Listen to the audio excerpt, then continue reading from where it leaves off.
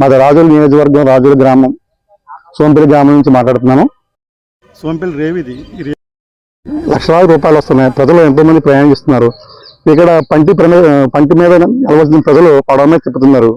పడవలను అక్కడ ఇసుక తిప్పినట్లు ఆగిపోయి ఇబ్బంది పడుతున్నారు. ప్రమాదం బైక్లు ఆ గోదావరిలో పడిపోతే చాలా ప్రమాదం జరుగుతుంది. లక్షలాది రూపాయలు వస్తున్నాయి. అసలు ప్రభుత్వానికి వస్తుందా లేదా? ఈ డబ్బు అంతా ఏమవుతుంది? అసలు ప్రభుత్వ అధికారులు వాళ్ళు ఇప్పుడైనా స్పందించి ఇక్కడ ఈ రేవులు ఏం జరుగుతుంది, ఈ పాత సొమ్ము ఎక్కడికి వెళ్తుంది, ఇది క్షుణ్ణంగా పరిశీలించి ప్రజలకి సౌకర్యమైన ప్రయాణాన్ని అందించాలని అధికారుల్ని నేను వేడుకుంటున్నాను. నమస్తే అండి, నా పేరు బాలరాజా రాజులు. ఇక్కడ సోంపల్లి ఏదైతే పడవ ప్రయాణం జరుగుతుందో అక్కడ పంటి ప్రయాణం జరగవలసిన ప్లేస్ లో పడవ ప్రయాణం జరుగుతుంది.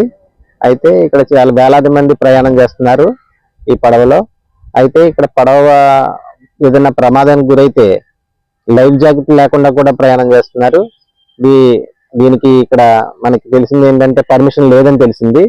దీని పర్మిషన్ ఉందా లేదా అధికారులు గుర్తించి తగు చర్యలు తీసుకోవాల్సిందిగా కోరుతున్నాం.